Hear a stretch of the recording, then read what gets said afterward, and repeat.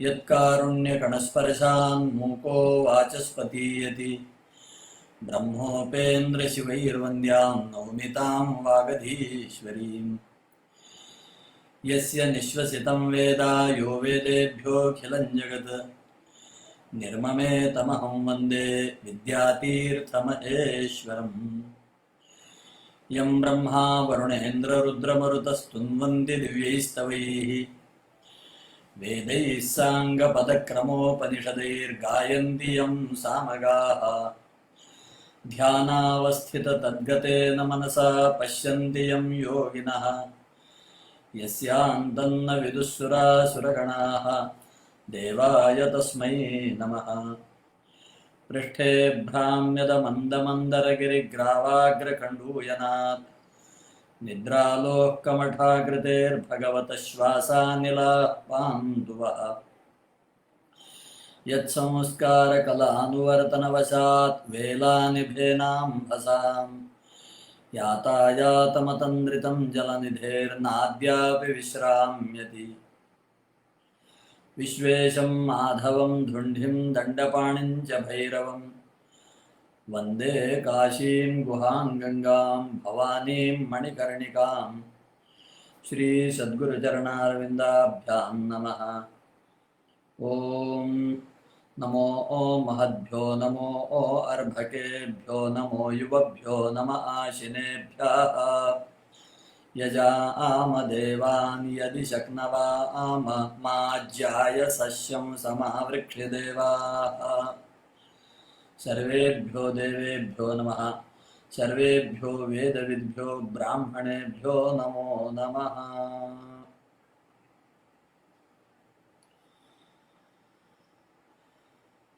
संपूर्णानंद संस्कृत विश्वविद्यालय की ओर से आयोजित संस्कारशाला नाम के परिचर्चा कार्यक्रम में आज विवाह के विषय में चिंतन करना है। कल विवाह का विषय आरंभ हुआ। 40 मिनट के पश्चात बिजली चली जाने से विघ्न आ गया। उसके लिए क्षमा प्रार्थी हूँ और अब आज वहीं से आगे विवाह के विषय में चर्चा का आरंभ करते हैं।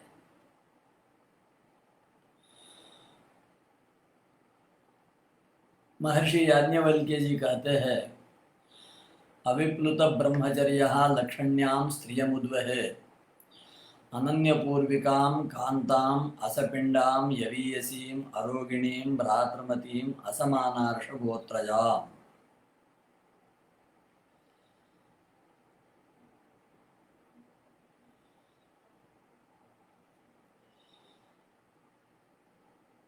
कुछ अंशों का चिंतन कल किया है। जिस कन्या के अच्छे से अच्छे लक्षण हैं ऐसी कन्या हो, ये यहाँ पर बात बताई हुई।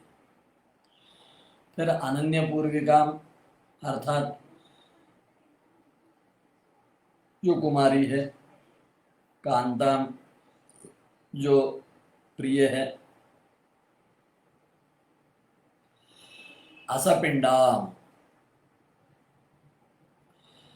इस विषय का शास्त्र में बड़े ही विस्तार से विचार आता है।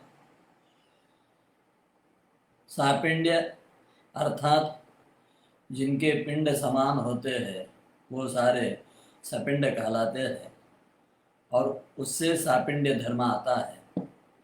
तो सपिंडों में से कन्या को नहीं लेना है, असपिंडा।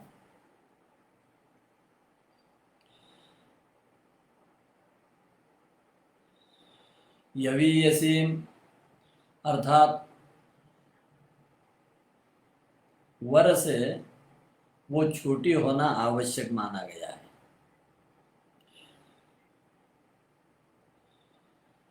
फिर अरोगिणी अर्थात रोग मुक्त हो, रोग रहित हो, इसको भी बहुत महत्व दिया गया है, उसकी भी परीक्षा करना आवश्यक है।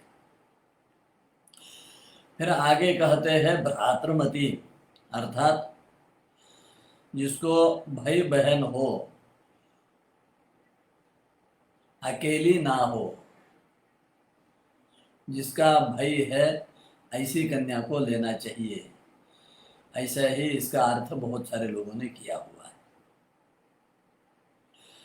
और आगे बताते हैं असमानार्ष गोत्रजाम, अर्थात गोत्र और प्रवर समान ना हो, यानी अन्य गोत्र की हो। तो वैसे तो अन्य गोत्र की कन्या होने से ही सापेंडी की निवृत्ति होनी चाहिए, ऐसा हम समझते हैं। तथापि शास्त्रकारों ने सापेंड्य का विचार स्वतंत्र किया है और गोत्र प्रवर का निर्णय स्वतंत्र किया हुआ है। विवाह के संदर्भ में और यज्ञ के संदर्भ में ही मुख्यतः गोत्र का विचार आता है। उसके लिए गोत्राध्याय, प्रवराध्याय ऐसे स्वतंत्र प्रकरण है, और जहाँ से गोत्र प्रवरों का यथायोग्य निर्णय करके अपने गोत्र की और समान प्रवर की कन्या ना हो, ये निश्चित करना चाहिए।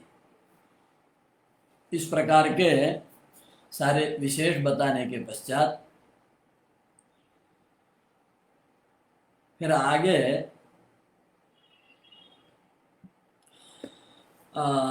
ये विषय आता है कि दत्तक जहाँ पर वर होगा वहाँ पर कन्या का ग्रहण कैसे करना चाहिए, कन्या वरण कैसा करना चाहिए। तो उस संदर्भ में दत्तक से संबंधित अन्यान्य विचार भी किए हैं। तो क्वचित ये हो जाता है कि अन्य गोत्र में दत्तक जाते हैं, तो कौन से गोत्र को मानना है। तो यहाँ पर शास्त्रकारों ने निर्णय यही बताया है कि जिस गोत्र में बालक का जन्म हुआ है और जिस गोत्र में उसको दत्तक दिया हुआ है, उन दोनों गोत्रों का त्याग करना चाहिए। अर्थात उन दोनों भी गोत्र की कन्या नहीं चलेगी, नहीं होनी चाहिए। मातृगोत्र के विषय में भी विचार आया है। मातृगोत्र विवाह में निषिद्ध हो, ऐसा प्रायः सभी का समान रूप से कहना है। तो मातृगोत्र का विचार किया, फिर दत्तक का विचार किया है, और दत्तक के संबंध में ही दत्तकों का सापिंड्य कैसा होता है उसका भी विचार आया है। प्रसंग से ही दत्तक के आशौच का निर्णय भी बताया हुआ है, उसको भी ध्यान देना आवश्यक है। प्रसंग में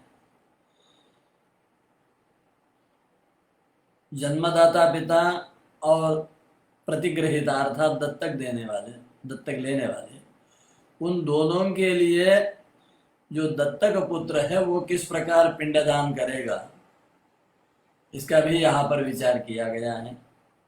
उसके पश्चात विवाह के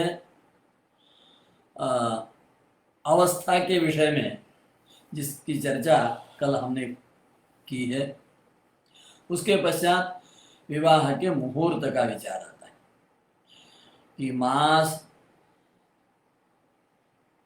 पक्ष, तिथि, वार, नक्षत्र, योग, करण, राशि, लग्न इत्यादि सभी अंशों का अत्यंत ही विस्तार से विचार किया गया है। विवाह में 21 प्रकार के दोष माने जाते हैं मुहूर्त संबंधी, और उन दोषों की निवृत्ति हो, वो 21 प्रकार के दोष मुहूर्त में ना हो, इसका ध्यान रखना है। और इस प्रकार से अत्यंत ही कुशलता से और गंभीर अध्ययन करके ही मुहूर्त का निर्णय किया जाना चाहिए। उसमें भी निवार्य दोष कौन से है, अनिवार्य दोष कौन से है, उनका बलाबल क्या है, निवारण के उपाय क्या है, इत्यादि सब विचार करके मुहूर्त को बताना चाहिए विवाह के विषय में। इसके पश्चात जिसकी हमने कल चर्चा की थी कि 8 प्रकार के विवाह होते हैं, तो उनका विचार तो कल हो चुका है। इसलिए आगे विचार जो आता है उसको कहा है प्रतिकूल विचार। अर्थात मुहूर्त का निर्णय हो गया, जातक परीक्षा वर वधू दोनों की करके गुणों का और मेलन का विचार हो गया, मुहूर्त संबंधी विचार हो गया, कुल संबंधी विचार हो गया, गोत्र और लक्षण संबंधी और सापिंड संबंधी विचार हो गया, और जब एक प्रकार से निर्णय हो जाता है कि हाँ ये संबंध स्थिर हो सकता है, और ऐसा निर्णय होने के पश्चात सामान्यतः वाग्दान अर्थात जिसको आजकल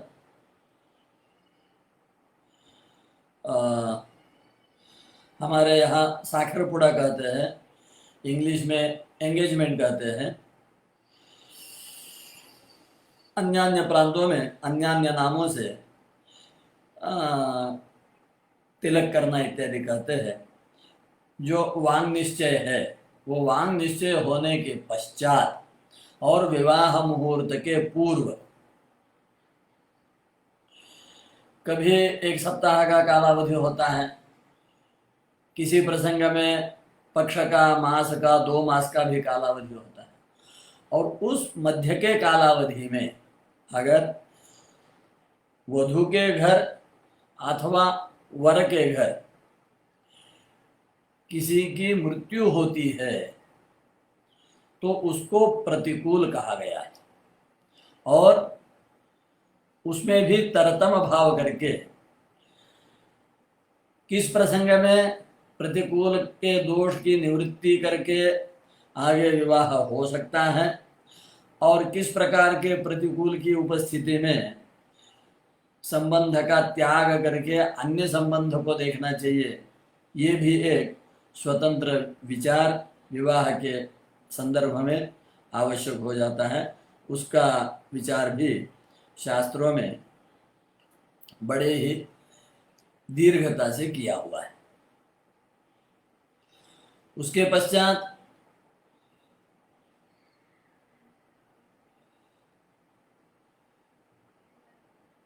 विचार आता है कि विवाह की प्रक्रिया आरंभ हो जाने के पश्चात वर या वधू उन दोनों के माताओं का अगर मासिक रजोदोष होता है तो ऐसे स्थिति में विवाह का अनुष्ठान कैसे हो, विवाह संस्कार कैसे संपन्न हो,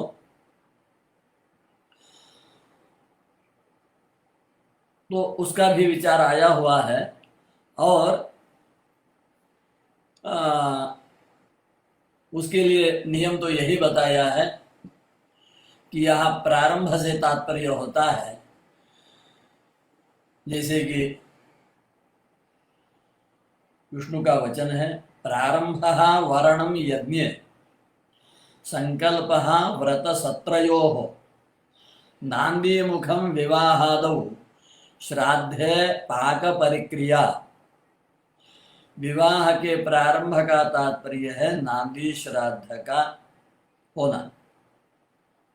यज्ञ में ऋत्विजों का वरण प्रारंभ माना जाता है, व्रत में और सत्रानुष्ठान में संकल्प प्रारंभ माना जाता है, और श्राद्ध कर्म में पाक परिक्रिया अर्थात रसोई का आरंभ ही श्राद्ध कर्म का आरंभ माना जाता है। और आरंभ के पश्चात अगर रजोदोष होता है तो उसके लिए एक प्रकार का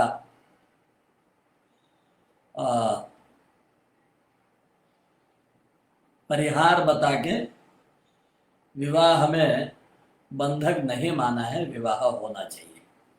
प्रारंभे सूतकम न स्यात्। और उसके पूर्व अगर है और बीच में ही 5वें दिन के पहले ही विवाह संस्कार होना है तो ऐसे स्थिति में क्या करना चाहिए उसका भी विचार है। श्री पूजन आदि शांति इस प्रकार का एक विधि उसके लिए बताया हुआ है। इसके आगे विचार आया है कि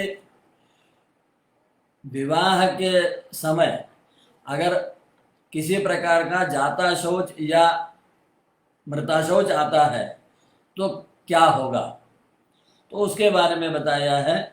दाने विवाहे यज्ञे च संग्रामे देश विप्लवे आपद्यपि च कष्टायाम सद्य शौचम विधीयते। और ऐसे ही विष्णु का वचन है, व्रत यज्ञ विवाहेषु श्राद्धे होमे अर्चने जपे प्रारब्धे सूतकम न स्यात् अनारब्धे तु सूतकम।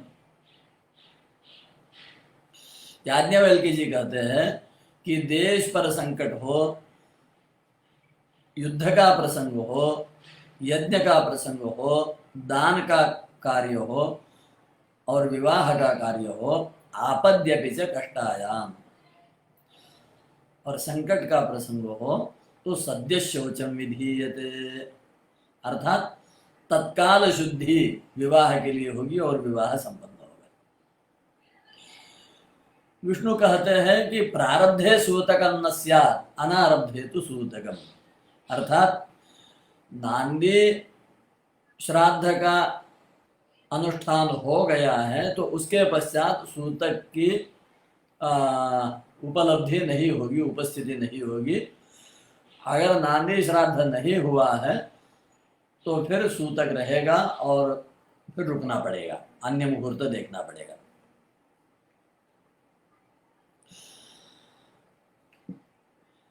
आरंभ नहीं हुआ है, आशौच आ गया है और अब इस मुहूर्त पर विवाह नहीं हो सकता है और आगे विवाह करना है, सामग्री सारी सिद्ध हुई है, तो ऐसे स्थिति में क्या किया जाए, तो एक प्रयोग पारिजात में विष्णु वचन इस प्रकार का आता है, अनारब्ध विशुद्ध्यर्थम कूष्मांडैर्जुहुयात् घृतम गान दद्यात् पंचगव्याशी ततः शुद्ध्यति सूतकी। अब विवाह को हम स्थगित नहीं कर सकते हैं, सारी तैयारियां हो गई है, आगे कोई अच्छा अनुकूल मुहूर्त नहीं है, तो ऐसे स्थिति में ये कहा कि कूष्मांड होम करके पंचगव्य का प्राशन करें और गो प्रदान करें, उससे सूत की शुद्ध हो जाता है, विवाह कर सकते हैं।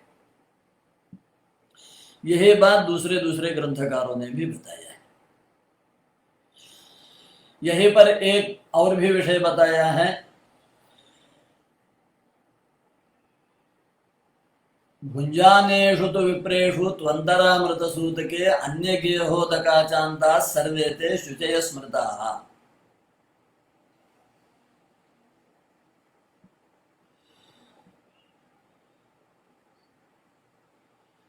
ब्राह्मण भोजन आरंभ हो गया है और सूतक की वार्ता आती है, तो ऐसे स्थिति में क्या किया जाए उसका भी विचार किया है।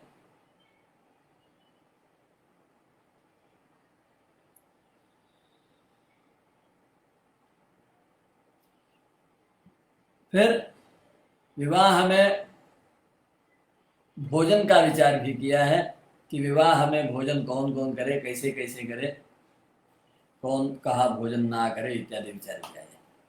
इसके पश्चात जो विचार है विवाह के विषय में वो है समान क्रिया विचार, अर्थात एक ही माँ की संतान, 2 पुत्र हो, 2 कन्या हो, 1 पुत्र और 1 कन्या हो, इनका एक साथ विवाह करना या एक का विवाह और एक का उपनयन करना। फिर ऐसे भी कुछ लोग सोचते हैं कि मेरी कन्या देंगे और आपकी कन्या लेंगे, या मेरी 2 कन्याएं और आपके 2 पुत्र। तो ऐसे में क्या होना चाहिए उसका भी विचार किया गया है। तो अपनी कन्या देके उनकी कन्या अपने घर में लेना, इसका शास्त्र में निषेध बताया हुआ है। 2 सगे भाइयों के लिए 2 सगी बहनों को देना और विवाह कराना, इसका भी निषेध बताया है। 2 सगे भाइयों का या 2 सगे बहनों का एक साथ एक ही मंडप में विवाह करना, इसको भी प्रशस्त नहीं माना है। हाँ, छोटा भाई जिसका उपनयन हो और उसकी दीदी की शादी करनी हो, अर्थात विवाह करना हो, उसकी अग्रजा का विवाह करना हो, तो वो एक साथ, इसका तात्पर्य इतना ही है कि मंडनात् मुंडनम परम, अर्थात प्रथम उपनयन करके बाद में विवाह कर सकते हैं। विवाह के पश्चात उपनयन नहीं होगा, पहले उपनयन करो, 2 दिन 4 दिन 8 दिन 1 महीना उपनयन करने के पश्चात विवाह कर सकते हैं। परंतु विवाह के पश्चात 8 दिन में, 10 दिन में, 1 महीने में, 2 महीने में उपनयन नहीं हो सकता है। तो उसमें संस्कारों की ज्येष्ठता का भी विचार है और साथ में ये भी विचार है कि संस्कारों की ज्येष्ठता। मुंडन और मंडन, मुंडन में उपनयन, चौल, समावर्तन ये संस्कार आ जाते हैं, और मंडन अर्थात जिसमें विवाह है, गृह प्रवेश है इत्यादि कर्म आते हैं। और मुंडन से मंडन को श्रेष्ठ माना है, ज्येष्ठ माना है, इसलिए पहले मुंडन हो और बाद में मंडन हो, इसको स्वीकृति दी हुई है। इसी संदर्भ में ये भी विचार आता है कि ज्येष्ठ पुत्र हो, ज्येष्ठ कन्या हो, तो उनके लिए ज्येष्ठ मास का निषेध है, जन्म मास का निषेध है इत्यादि, वो भी विचार मुहूर्त प्रकरण में और यहाँ भी आ जाता है।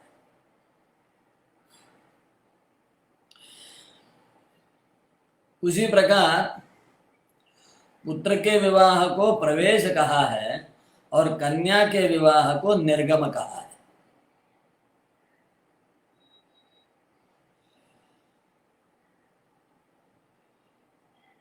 जो प्रतिनित्य पूजा के आरंभ में सुमुखश्च इत्यादि श्लोक पढ़ते हैं और उसमें प्रवेशे निर्गमे तथा संग्रामे संकटे चैव विघ्नस्तस्य न जायते, ये जो कहा है, तो वहाँ प्रवेश से तात्पर्य है कि अपने घर में वधू का प्रवेश होना, अर्थात पुत्र का विवाह होना, और निर्गम का तात्पर्य है कि अपनी कन्या दूसरे घर चली जाना। तो प्रवेश और निर्गम इन दोनों के लिए भी ये मुंडन का नियम लागू होता है, और मुंडन ही प्रथम होगा और बाद में मंडन होगा। न मंडनान मुंडन मूर्ध्वमिष्टम न पुत्रयोर मंडनमेक वर्षे न पुं विवाहोर्ध्व ऋतुत्रयेपि विवाह कार्यम दुहितु प्रकुर्यात् इत्यादि बहुत सारे वचन यहाँ पर विचार के लिए लिए हुए। ये सारा विचार करने के पश्चात कन्यादान का अधिकारी कौन है उसका विचार किया है, जिसको हम कल संक्षेप में देखा है। जो अनाथ कन्याएं है उनका धर्मार्थ विवाह करना, उसका भी अत्यंत ही महत्व है और उसका पुण्य पुराणों में बताया है। आत्मीकृत्य सुवर्णेन परकीयां तु कन्यकां धर्मेण विधिना दातुम् अशगोत्रोऽपि युज्यते अनाथां कन्यकां दृष्ट्वा यो दद्यात् सदृशे वरे द्विगुणं फलमाप्नोति कन्यादाने यदि ऋतम्। कन्यादान में जो फल बताया हुआ है उससे द्विगुणित फल प्राप्त करता है कि अगर किसी अनाथ कन्या को योग्य वर को देखकर हम प्रदान करते और उसको अपनी कन्या मानकर और अलंकृत करके सुवर्ण आदि आभूषणों से और धर्मपूर्वक उसका विधियुक्त विवाह हम कराते हैं, भले ही वो अन्य गोत्र की कन्या हो तो भी उसका फल अत्यंत ही श्रेष्ठ माना गया है।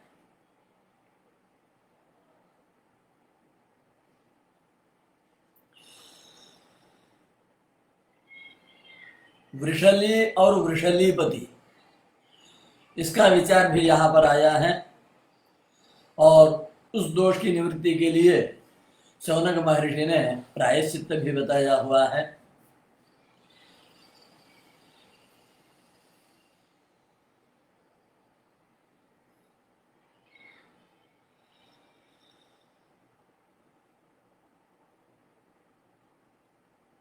ऋतुमती कन्या का विवाह होता है अर्थात रजोदर्शन प्रथम ही हो गया है और उसके पश्चात विवाह होता है तो उस कन्या को वृषली कहा गया है और उस कन्या का जो पाणी ग्रहण करता है उसको वृषलीपति कहा है। और उन दोनों के दोष निवृत्ति के लिए कूष्मांड होम और प्राजापत्य कृच्छ्र गोप्रदान इत्यादि प्रायश्चित्त बताइए और प्रायश्चित्त का अनुष्ठान करके विवाह हो सकता है।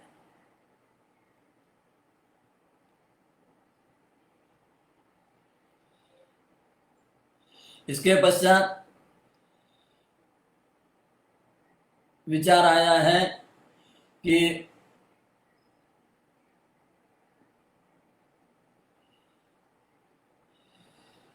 कन्या के विवाह में कन्या के प्रेम से माता पिता और उसके बंधुजन कन्या के लिए जो भी सुवर्ण है, द्रव्य है, वस्त्र आदि है, वाहन हो, घर हो, जमीन हो, तो उसका अपहरण करना ये बड़ा दोष माना गया है और वो सारा कन्या का ही धन माना जाएगा और उसका अपहरण अत्यंत ही दोषदायक माना है और उसको तो चोर जैसा बताया है। उसका भी विचार आया है दत्तापहरण का।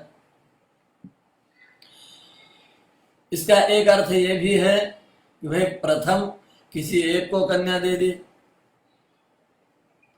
और फिर कुछ दिनों के पश्चात वहां से कन्या को वापस लिया और दूसरे किसी को दे दिया। इसको भी बहुत बड़ा दोष माना है और उसका भी विचार यहाँ पर किया गया है।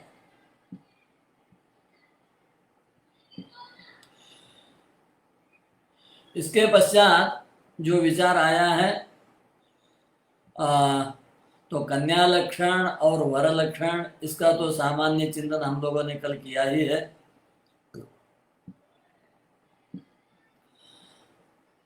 इसके पश्चात विचार आता है परिवित्ति दोष, अर्थात ये है कि बड़े भाई से पहले छोटे भाई का विवाह करना या बड़ी कन्या से पूर्व छोटी कन्या का विवाह करना,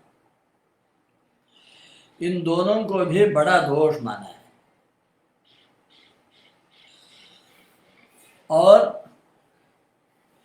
उसका परिणाम भी यही बताया है कि नरकम यान्ति परिवृत्ति परिवेत्ता यया च परिविन्दति सर्वे ते नरकम यान्ति दातृयाजक पंचमाः।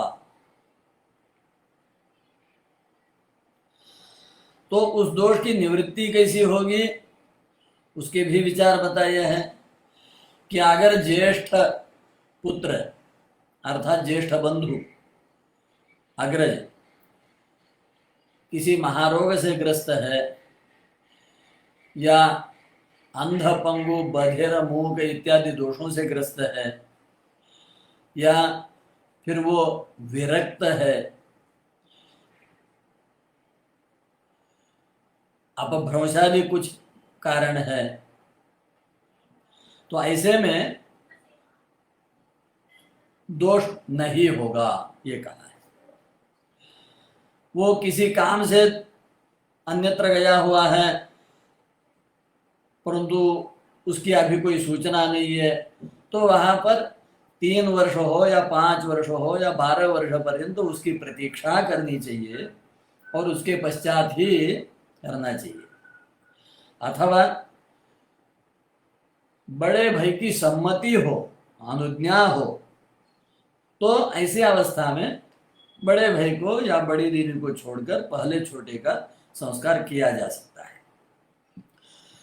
और ये विचार केवल विवाह के विषय में मात्र नहीं है, अपितु ये विचार अग्निहोत्र आदि यज्ञ कर्मों के लिए भी बताया हुआ है। और इसका आचरण ना करने के कारण किस प्रकार के संकट आते हैं उसको लेकर महाभारत में एक बड़ी कथा भी आती है, प्रसंग भी आता है। और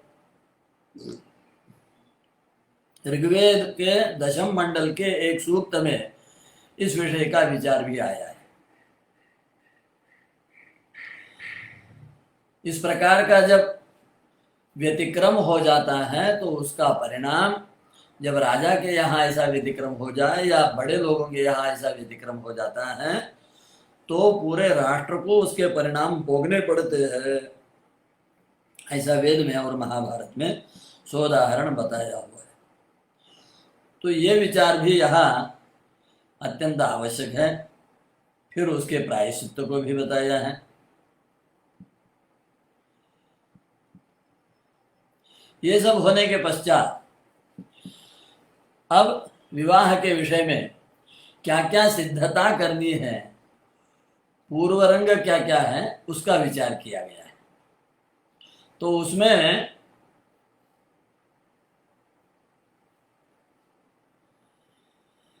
बताते हैं कि दलनम कंडनम व्यंजनम मोदकानि यवारम मंडपः वेदिः कुंकुमम वर्णकम, ये 9 पदार्थ विवाह के अंग में माने जाते हैं।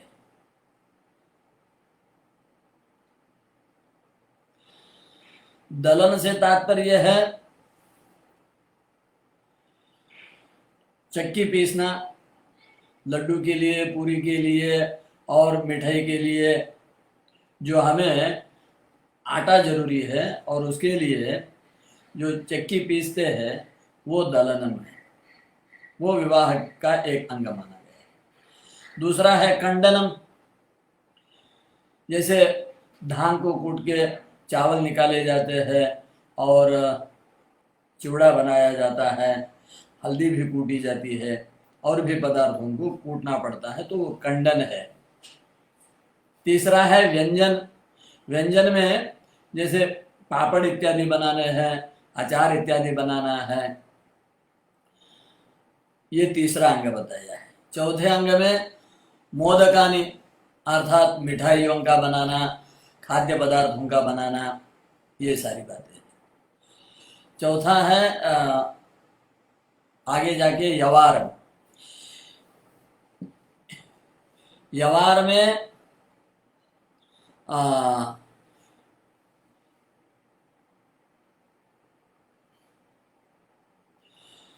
जो मंगल कलश को सजाना है, और कलश को सजाने से तात्पर्य है कि पूरे घर को जो सजाना है, साफ सफाई करनी है, रंग रंगोटी करनी है, दीप माला वगैरह लगानी है, परंतु मुख्यतः मंगल कलश को सजाना ही यवार के रूप में कहा गया है।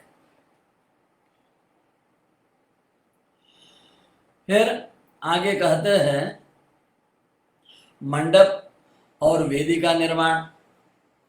तो विवाह का मंडप अपने घर के सामने कितना प्रशस्त हो, किस प्रकार उसको बनाना चाहिए, उसकी ऊंचाई कितनी होनी चाहिए, कितने स्तंभ होने चाहिए, उसको किस प्रकार से सजाना चाहिए इत्यादि विचार वहाँ पर आता है। फिर वेदी, जहाँ पर विवाह संस्कार होगा, जहाँ पाणी ग्रहण होगा, जहाँ कन्यादान होगा, उसको वेदी कहते हैं। तो वेदी का लक्षण क्या है, वेदी कैसी बनानी है इत्यादि सारा विषय भी उसमें विचार किया जाता है। और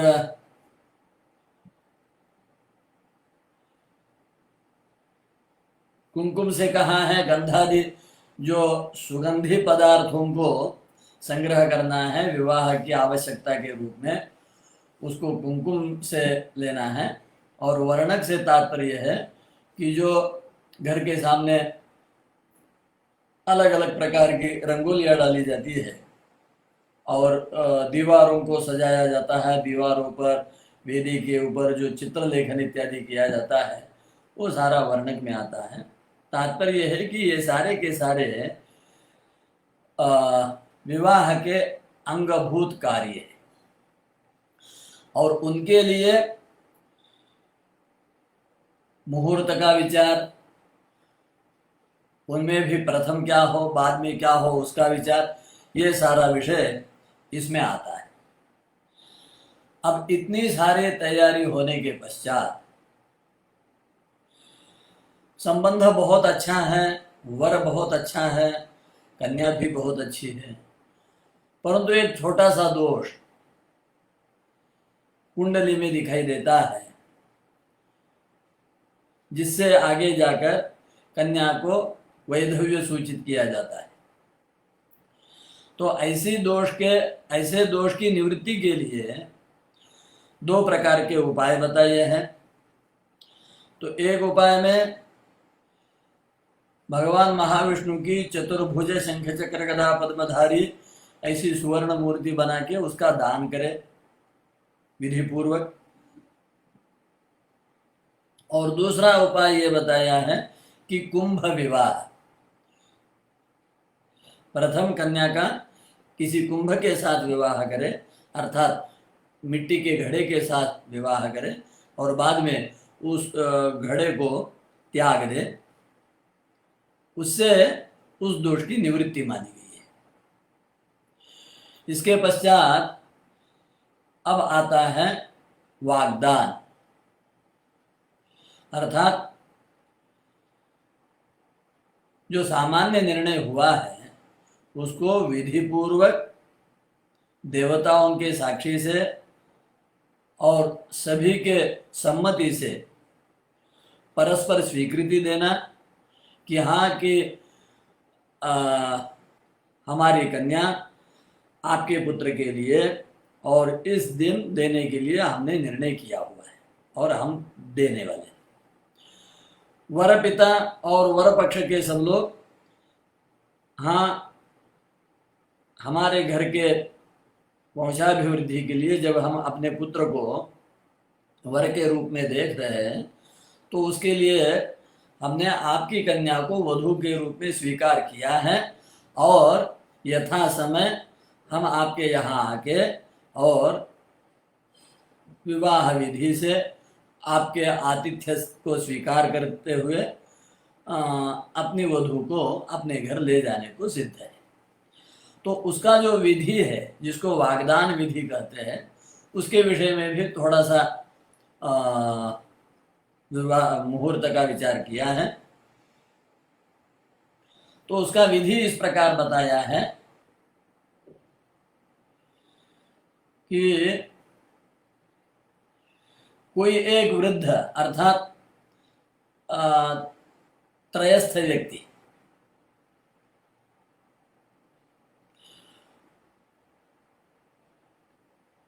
वरपिता अपने जो इष्ट बंधु मित्र इत्यादि है, वृद्ध लोग हैं, उन सबके साथ और कन्या के घर में आवे। फिर वहां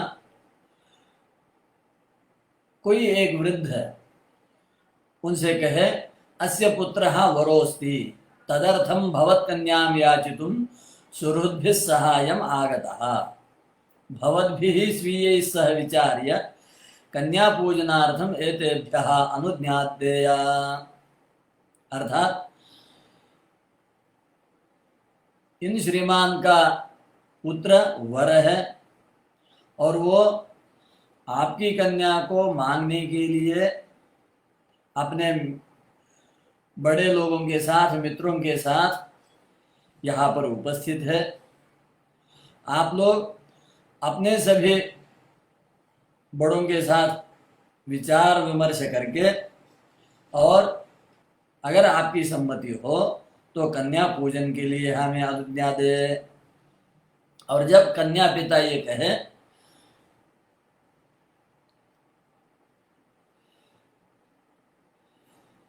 मान्य जन इष्ट बंधुआदि अनुज्ञां गृहीत्वा दत्ता मया पूजनार्थम अनुज्ञा, अर्थात हमारे घर के जो मान्य जन हैं, बंधु जन हैं, उन सबकी अनुज्ञा लेकर मैं आपको कन्या पूजन के लिए सम्मति दे रहा हूं। उसके पश्चात जो कन्या पक्ष के अर्थात वधू पक्ष के पुरोहित हो, वो मंत्र पूर्वक कन्या को वहां पर सामने ले आवे और उसको प्राण मुख बिठावे। शुक्ल वस्त्र उसने धारण किया हो, अलंकार धारण किए हो, तब वर पिता कन्या के सामने बैठकर गणपति स्मरण करके अपने गोत्र का, प्रवरों का उच्चार कर फिर अपने दादाजी का नाम ले और कहे कि अमुक प्रपौत्राय, अपने परदादा का नाम, अपने दादा का नाम, अपने पिताजी का नाम, स्वयं का नाम, और फिर कहने के पश्चात अपने पुत्र का नाम ले ले और इस पुत्र के लिए मैं फिर कन्या के भी गोत्र प्रवरों का उच्चार करके श्रीमान की नाती, श्रीमान की पोती, श्रीमान की कन्या और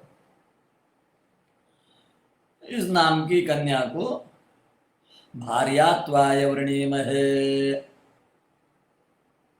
ऐसे कन्या पिता से प्रार्थना करें कि हम हमारे पुत्र की भार्या होने के लिए इसको आपके पास मांग रहे हैं।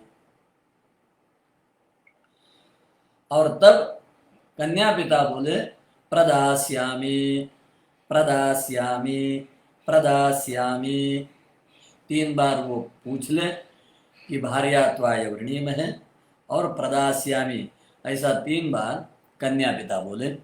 इसी को वाग्दान कहा है। उसके पश्चात वर पिता कन्या का पूजन करे, उसको वस्त्रादि देवे और फिर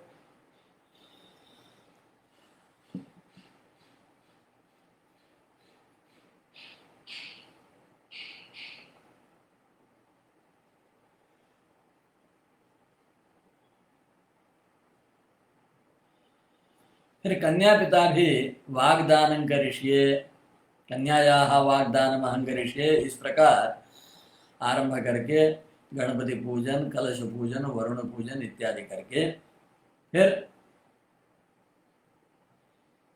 वर पिता का पूजन करके और उनको वस्त्र, तांबूल, फल इत्यादि प्रदान करे और फिर कहे कि उनका नाम गोत्र उच्चारण करके श्रीमान के प्रपौत्र को, श्रीमान के पौत्र को, श्रीमान के पुत्र को और श्रीमान इस नाम के वर को फिर अपनी ओर से भी गोत्र प्रवर उच्चार और 3 पीढ़ियों का नामोच्चारण करके मम पुत्री, इस मेरी कन्या को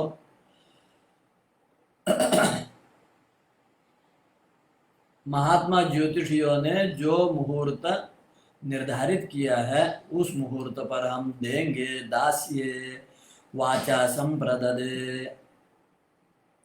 और उस समय वो कहते हैं कि अव्यंगे अपतिते अक्लीबे दशदोष विवर्जिते इमाम कन्याम प्रदास्यामि देवाग्नि द्विज सन्निधौ। अर्थात हम ऐसे वर के लिए कन्या दे रहे हैं कि जो अव्यंग है, अर्थात उसके सारे अंग यथा योग्य है, परिपूर्ण है, किसी भी अंग में वैकल्य नहीं है। अपतिते, वो पतित नहीं है। अक्लीबे, उसमें इस प्रकार का अनारोग्य नहीं है कि जिससे वो संतान उत्पत्ति ना कर सके। और दश दोष विवर्जिते, 10 प्रकार के दोष जो बताए हुए हैं वर के लिए, उन दोषों से जो रहित है, ऐसे वर के लिए हमारी कन्या हम सुमुहूर्त पर देव, अग्नि और द्विज इनके सानिध्य में प्रदान करेंगे। उस समय फिर दोनों भी आपस में भवंतो निश्चिता भवंतु, आप निश्चिंत हो जावे, आप निश्चिंत हो जावे। और कहते हैं, दाता कहता है अर्थात कन्या पिता कहेंगे कि वाचा दत्ता मया कन्या पुत्रार्थों स्वीकृता त्वया कन्यावलोकन विधो निश्चितस्त्वं सुखी भव। और उसी प्रकार वर पिता भी कहे कि वाचा दत्ता त्वया कन्या पुत्रार्थं स्वीकृता मया वरावलोकन विधो निश्चितस्त्वं सुखी भव। और ये सब जब हो जाता है उसके पश्चात कन्या पिता कन्या के सौभाग्य आदि की अभिवृद्धि हो, विवाह संस्कार, विवाह यज्ञ अच्छे रीति से परिपूर्ण हो, इसके लिए शची पूजन करते हैं। और कन्या से भी शची अर्थात इंद्राणी, इंद्रपत्नी, उसका पूजन कराते हैं और उससे प्रार्थना करवाते हैं। कन्या वहां पर देवी इंद्राणी की प्रार्थना इस प्रकार करती है, देवेंद्राणि नमस्तुभ्यं देवेंद्र प्रिय भामिनी विवाहं भाग्यम आरोग्यम पुत्र लाभं च देहि मे। फिर वहां पर जो सुवासिनी महिलाएं हैं वो आरती उतारते हैं, बड़े लोग सबको आशीर्वाद देते हैं और इस प्रकार यह वागदान का कार्यक्रम पूर्ण हो जाता है, विवाह का निश्चय हो जाता है। इसके पश्चात विवाह के पूर्व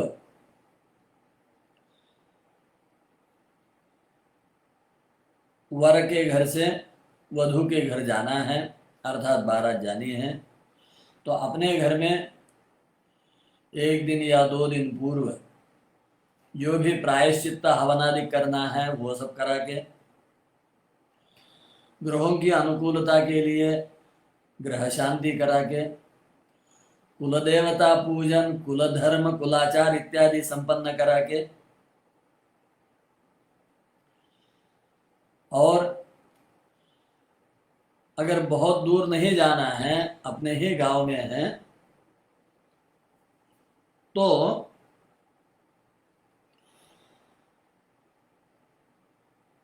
विवाह के अंगभूत जो पुण्याहवाचन है, गणपति पूजन है, मातृका पूजन है, स्वस्ति पुण्याहवाचन है, नांदी श्राद्ध है, घृत मातृका,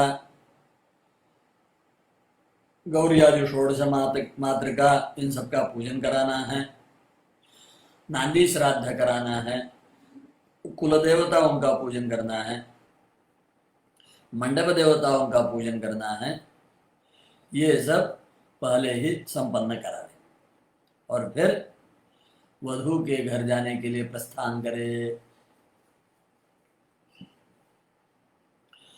तो वधू के घर जाने के प्रस्थान का भी विधि बता दिया। यहाँ कन्या के घर में कन्या के लिए गौरी हर के पूजन का विधि बताते हैं। पूर्व काल में लग्न घटी अर्थात समय का मुहूर्त का निर्णय करने के लिए घटी यंत्र स्थापित किया जाता था और उसको निर्धारित किया जाता था, तो उसका पूजन हुआ करता था। तो लग्न घटी स्थापन और लग्न घटी का पूजन और उसका आरंभ करा देना। और अगर लग्न घटी मुहूर्त का संदेह हो जाता है तो गोधूली वेला प्रशस्त मानी है। गोधूली वेला प्रत्यक्ष दिखती है, इसलिए वहाँ समय का देखना बहुत आवश्यक नहीं होता है। बाकी दिन निर्णय तो पहले ही ज्योतिष शास्त्र के आधार से किया ही जाता है और अंततः यही मानना पड़ता है कि चाहे कितने भी प्रकार के मुहूर्त देखे जाए, कितनी भी शुद्धि वहाँ पर और उत्कृष्ट गुणों को देखा जाए, तथापि भगवत स्मरण ही सबसे बड़ा मुहूर्त माना गया है। और इसलिए कहते हैं तदेव लग्नम सुदिनम तदेव ताराबलम चंद्रबलम तदेव विद्याबलम दैवबलम तदेव लक्ष्मीपते ते अंघ्रियुगम स्मरामि। हे लक्ष्मीपते, आपके चरण युगल का स्मरण ही लग्न है, वही सुदिन है, वही तारा बल है, वही चंद्र बल है, वही विद्या बल है और वही दैव बल है।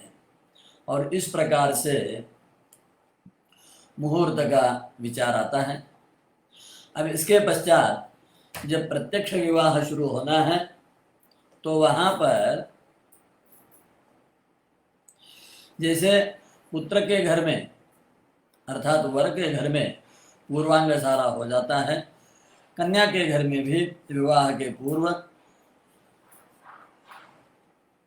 कार्य की सफलता के लिए, समृद्धि के लिए, नवग्रहों की शांति, गणपति होम, समस्त दोष निवृत्ति के लिए जो भी आवश्यक है प्रायश्चित्त विधि, उनका पूर्व में करना। फिर जो कुल देवता है, कुल विधि है, कुलाचार है, कुल धर्म है, उनका आचरण करना। फिर जिसको मंगल स्नान कहते हैं वह मंगल स्नान करा के और फिर माता पिता अपनी कन्या को साथ लेके बैठे और संकल्प पूर्वक, जैसे कि संकल्प यहाँ बताते हैं, मम अस्याः कन्यायाः भर्त्रा सह धर्म प्रजोत्पादन द्रव्य परिग्रहेषु अधिकार सिद्धि द्वारा श्री परमेश्वर प्रीत्यर्थम ब्राह्म विवाह विधिना विवाह संस्कारम करिष्ये। कुछ लोग यही संकल्प में अपने गोत्र प्रवर का और पूर्वजों का नाम निर्देश करके मम समस्त पितॄणाम निरतिशय सानंद ब्रह्मलोकावाप्त्यादि कन्या प्रतिपादन कल्पोक्त फलावाप्तये मया परिकल्पितेन वरेण अस्यां कन्यायाम् उत्पादयिष्यमाण संतत्या द्वादशावरान् द्वादशपरान् पुरुषान् आत्मनश्च पवित्रीकर्तुं आत्मानं च पवित्रीकर्तुं श्रीलक्ष्मीनारायणप्रीत्यर्थम्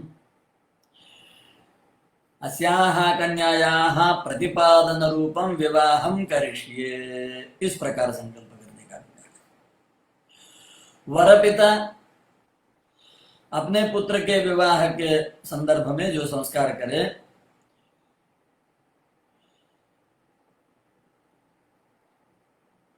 शर्मणः पुत्रस्य मम पुत्रस्य दैवपितृऋण अपाकरण सिद्धि द्वारा श्री परमेश्वर प्रीत्यर्थम विवाह संस्कारम करिष्ये, इस प्रकार संकल्प करें। उसके पश्चात गणपति पूजन, स्वस्ति पुण्याह वाचन, मातृका पूजन, नांदी श्राद्ध, अंकुरार्पण, कौतुक सूत्र बंधन, घृत मातृकादि पूजन, मंडप देवताओं का पूजन। जैसे मंडप के 4 स्तंभ जो मुख्य स्तंभ होते हैं, उनमें उमा इत्यादि देवताओं का पूजन होता है। मंडप के ऊपर जो छत डाला हुआ है वहां पर भी उमा, मैत्रा,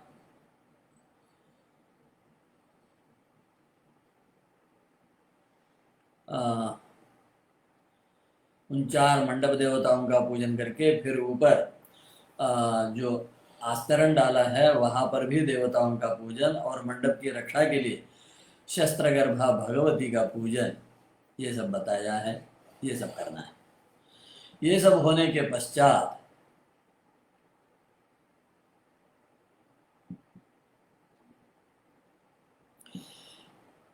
फिर कुछ देशों में वर का वरण करना ऐसा एक स्वतंत्र विधि किया जाता है। कुछ देशों में सीमांते वर पूजनम और वांग निश्चय, इस नाम से ही इस विधि को किया जाता है। अस्तु, जिस प्रकार वागदान का विधि होता है उसी प्रकार का कुछ विधि यहाँ पर भी होता है। विशेष यह है कि यहाँ पर अपने घर आए हुए वर का प्रथम पूजन करना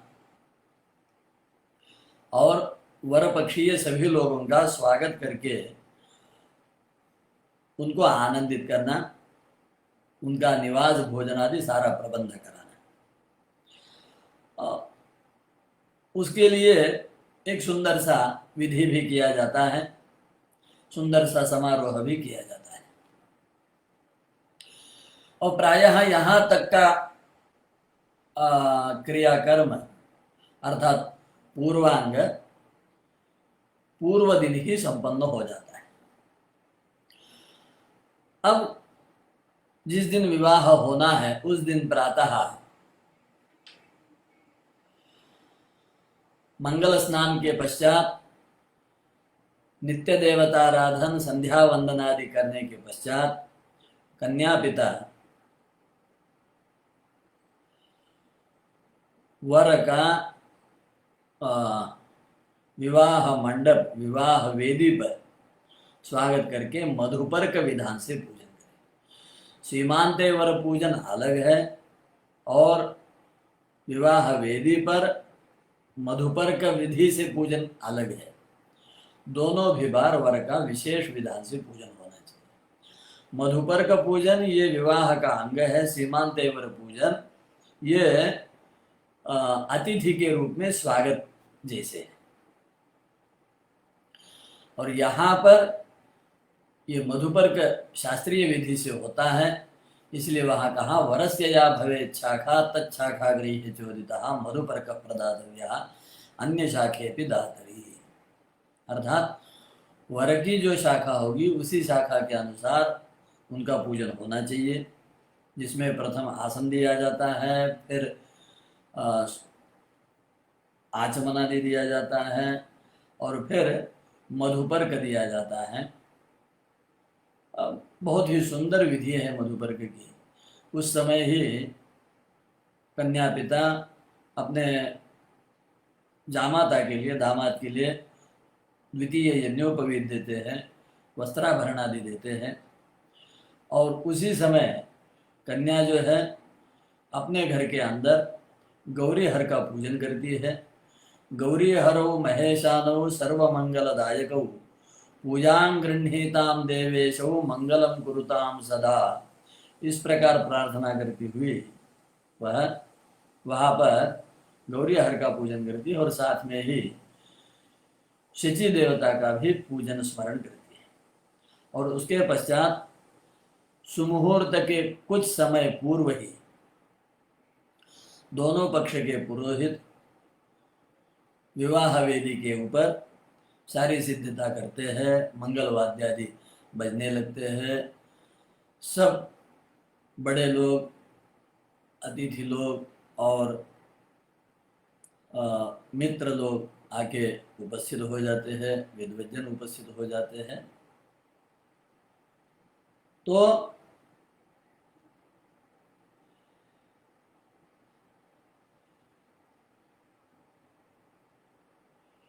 वर को प्रांगमुख खड़ा किया जाता है, अर्थात पूरब की ओर मुँह करके वर खड़ा होता है और पश्चिम की ओर मुँह करके कन्या को खड़ा किया जाता है। दोनों के बीच में वस्त्र धारण करते हैं, जिसको अंतःपाट कहते हैं, अंतर्वस्त्र कहते हैं। और उस समय मुहूर्त के 10-15 मिनट पहले ही ब्राह्मण लोग मंत्र पाठ करते हैं और महिलाएं मंगल गीत गाती है और वहीं पर मंगलाष्टक होते हैं। लक्ष्मी कौस्तुभपारिजातकसुरा धन्वन्तरिश्चन्द्रमाः गावः कामदुघाः सुरेश्वर गजोरम्भादिदेवाङ्गनाः अश्वः सप्तमुखो विषं हरिधनुः शङ्खोऽमृतं चाम्बुधेः रत्नानीह चतुर्दश प्रतिदिनं कुर्याद्वयोर्मङ्गलम्।